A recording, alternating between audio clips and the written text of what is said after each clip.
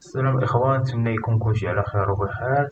المهم اليوم جيت ندير لكم واحد الفيديو. المهم ماشي شي حاجة جديدة، ولكن أنا باغي نعاود نهضر لكم على الناس اللي ما تقبلوش يعني في التجنيد، ولا مازال الآن ما طلعت لهم السمية ديالهم في التجنيد.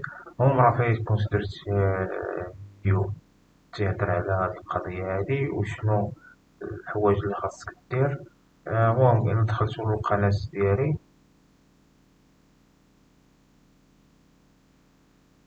ها هو هاد الفيديو هذا آخر مستجد التجنيد الإجباري. هنايا شنو خاصني ندير إلا متقبلش التجنيد الإجباري. المهم هاد الفيديو هذا راه مهم، تدخلو تفرجولو. أنا غادي نحطو في صندوق الوصف.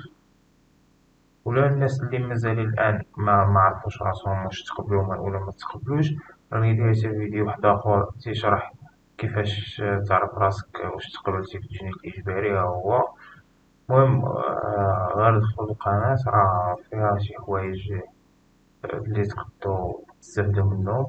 هما هاد الفيديوهات كنت درتهم بشحال هادي، داكشي علاش يقدر ميكونوش طلعو لكم مع الأول. المهم هادشي اللي كاين، نتمنى لكم التوفيق إن شاء الله، وبسلامة عليكم.